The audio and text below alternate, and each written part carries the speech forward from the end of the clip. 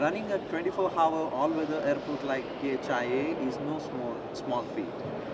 So can you talk about some of the most critical operational and safety considerations that go into making sure airport operations run smoothly and efficiently? And how does Aqaba Airports Company manages these factors? Well, basically, our main concern is the size of our terminal. As you know now, the traffic is booming, let's say, and it's increasing rapidly. We had an increase of traffic almost over 200% in 2022 comparing to 2021, which caused a huge load over the terminals. This is a concern for us because it involves passenger experience in addition to safety issues that might be related due to the congestion through the terminal. So basically what we are doing now, we're trying to manage our slots to be divided all over the day in order to reduce the contingency during the whole day. So we're playing with our peak times. We're trying to avoid the congestion over the day so that we can manage a smooth and safe operation for the terminal. This has always been our target, is to enhance the passenger experience through the terminal, which is our target to maintain the highest level of safety and security within the airport. What are some of the most important technological and infrastructure requirements for a successful airport? And how does Aqaba Airport Company invest in and leverages these things? Well, always when you're talking about the terminal experience or for the passenger, it's related to, for me, I look at it as the services provided at the most required by the passenger, which is we're talking about security checkpoints, immigration checkpoints, and check-in counters. So these are basically the three areas where a passenger will have to stop in order to continue his process for the travel. So we are already working on enhancing our security equipment and processes and procedures.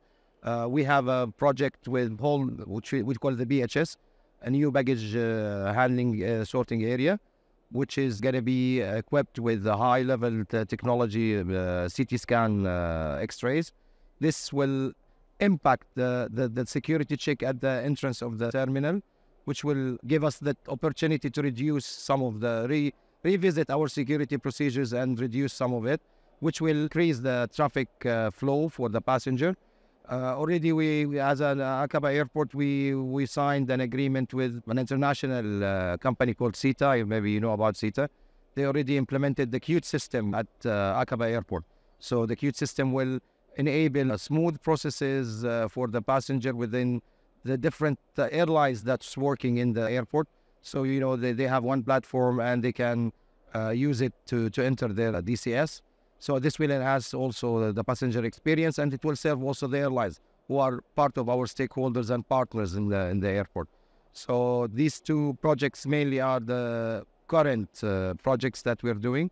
We have a future development project in the near future within maximum of 5 years. Already visited our master plan, and we're working on what's the best options that we will do within the existing terminal and a future plan for maybe a new terminal to Aqaba Airport. Before COVID, it was a different scenario for aviation industry, and after COVID, there has been a lot of changes and a lot of discussion about transformations.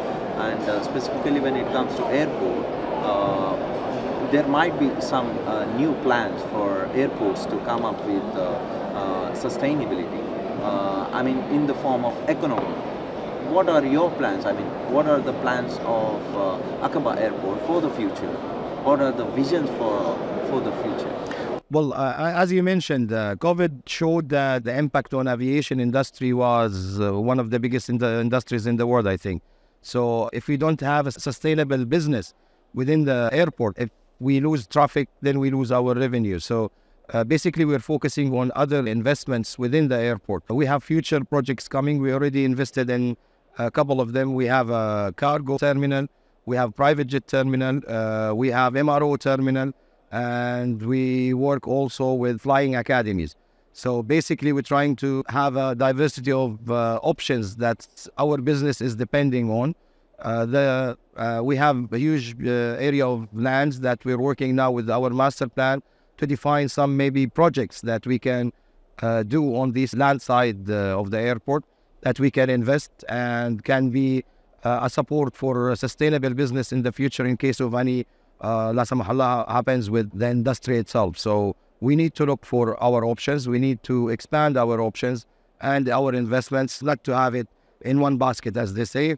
So we will have a diversity of investment in the near future. Since COVID, there has been a rise in e-commerce section. The cross-border cargo, cross-border requirements for e-commerce has been increasing day by day.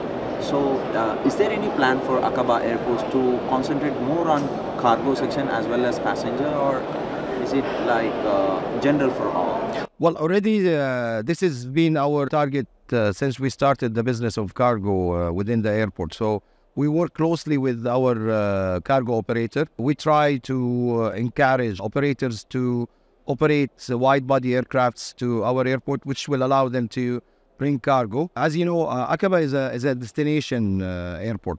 So basically, we depend on tourists. We have a lot of charter flights coming for touristic purposes.